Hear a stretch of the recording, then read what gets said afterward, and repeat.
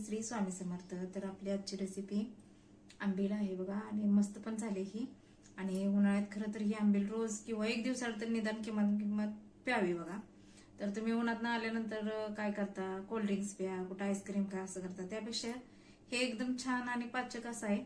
आणि पचन क्षमता पण ह्याची चांगली राहते ना, आणि उष्णता कमी करतं, आणि आपल्या शरीरातलं पाण्याचं प्रमाण असतंय ते पण भरून काढतं हे। तर अशी करून प्या बघा तुम्ही पण। आणि ह्याची रेसिपी पण मी आता सांगणारच आहे तुम्हाला। तर ती कशी करते ती पण तुम्हाला दाखवते। रात्रभर भिजवून केली तरी चालत्या, किंवा तासभर भिजवलं ज्वारीचं पीठ तरी पण चालत्या। तर मी अगदी म्हणजे आमच्या सासूबाई सांगायच्या त्या पद्धतीनं ही केल्या, अगदी पारंपरिक पद्धतीने। त्या चुलीवर करत होत्या, खरं आता माझ्याकडे काय चूल नाही, त्यामुळे मी गॅसवर केल्या। आणि कशी केल्या, किती उशीर भिजत घालायचं, प्रमाण किती, हे सगळं सांगितलंय। तर तुम्ही नक्की बघा। तर करूया चालू बघा। तर आंबील करायसाठी पहिल्यांदा आधी रात्रभर आपल्याला ज्वारीचं पीठ भिजत ठेवायचं आहे। ही एक पेला ताक आहे, आणि ही एक पळी, म्हणजे आपली भाजीची कालवणाची पळी असते का नाही, तेवढी पळी भरून ज्वारीचं पीठ आहे। म्हणजे हे अंदाजे हे मोठा चमचा आहे बघा, ही 2 चमचे आहे।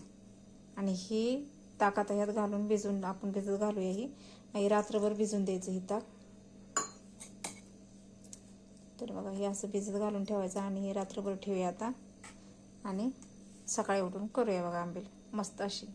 तर बघा पीठ आता ही भिजवलं, हे असं सगळ्या गाठी बिटी फोडायच्या ह्या सगळ्या आलेल्या बघा ह्या। आणि ती ताक पेल्यातलं मी सगळं वतलं ह्याच्यात, आणि हे सगळं गाठी सगळ्या नीट फोडून बिडून घेऊया बघा आपण। आणि सकाळी पण आपल्याला एक जराच कमी अर्धाभर लिटर ताक लागणार आहे।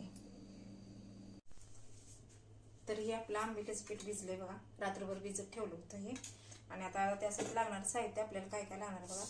तर ह्या लसूण पाकळ्या का नाही, एक 5-7 पाकळ्या लसूण पाकळ्या घ्यायच्या, थोडंसं 1 चमचाभर जिरं, चवीनुसार मीठ, आणि ताक घेणार आहे। ताक नसेल तरी चालते, कारण रात्री आपण ताकातच आंबवलंय त्यामुळे। तर करूया बघा चालू हे। आणि आंबील करण्यासाठी का नाही थोडंसं मोठंच पातेलं ठेवायचं, कारण ते उतू जाण्याची शक्यता असते म्हणून। तर करूया चालू ही। आणि आता ही 1 वाटी आंबील भिजवून झाले का नाही, तर ह्याचं डबल पाणी घ्यायचं, किंवा 3 वाट्या घेतलं तरी चालतंय, तुम्हाला पातळ जरा पाहिजे असेल तर। तर मी 2 वाट्या का घेणार आहे, कारण मी त्यात ताक गार झाल्यानंतर मिक्स करणार आहे, म्हणून त्या 2 वाट्या, म्हणजे अंदाजे एवढं तांब्याभर पाणी मी घ्यायला लागले बघा।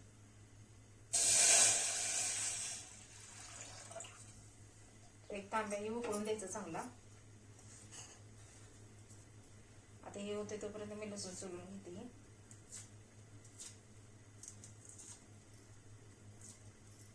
आणि लसूण आणि जिरा आहे का नाही अर्ध बोबडं चेचायचं, म्हणजे असं बारीक एकदम करायचं नाही। आणि वरून कोथिंबीर घातली तरी पण चालते, नसेल तरी पण चालते। तर आले आपल्या पाण्याला उकळी, आणि हे बघा लसूण, थोडीशी कोथिंबीर आणि जिरं असं बारीक वाटून घेतले, बारीक म्हणजे एकदम अर्ध बोबडं चेचले बघा हे अशा पद्धतीने। आणि हे ताक जरा आपल्याला घालायचंय नंतर। आणि आता ही उकळी आल्या, आता ह्यात पीठ घालूया हे आंबवलेलं आहे ते।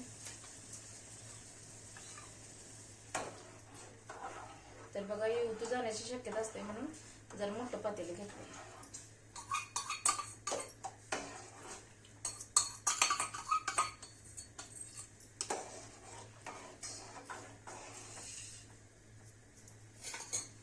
आता हे चांगलं उकळून द्यायचं 10 मिनिटं, आणि गार झाल्यानंतर मग ह्याच्यात हे जिरं बारीक केलेलं आणि ताक घालायचं, आत्ताच घालायचं नाही।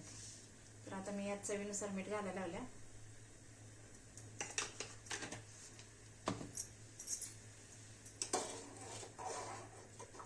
आणि हे एकसारखं असं हलवत राहायचं उकळताना, नाहीतर लगेच उतू जायला चालू होते बघा।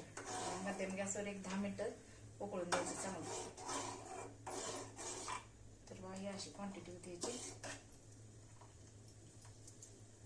आणि जरा घट्ट होणार आहे ही शिजूपर्यंत। तर ह्याला सारखं सतत ढवळत राहायला लागतं।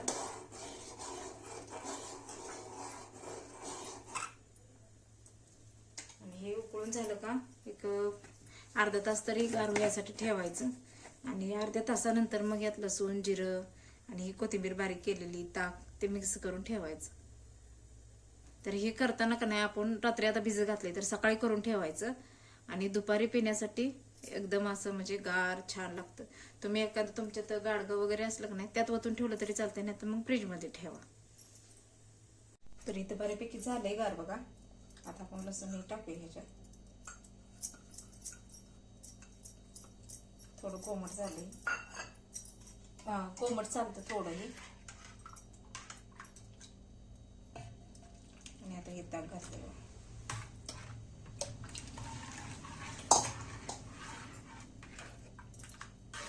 आणि आता हे ठेवूया फ्रीजला. मस्तपैकी आता दुपारी प्यायला आंबील पिण्यासाठी या. तर एकदम ही पारंपरिक पद्धतीने आंबील केलेलं आहे. तर ह्याच्यात का नाही कोण कोण हळद पण घालत असते, खरं मी काय घातली नाही हळद. तुम्हाला घालायची असेल तर घालू पण शकताय तुम्ही. बघा झाली तयार आता आपली आंबील. आंबीला आणि काय होतं उन्हात प्यावं ते सांगा की जरा. उन्हाचं गार असतंय, चांगलं असतंय पेलेलं.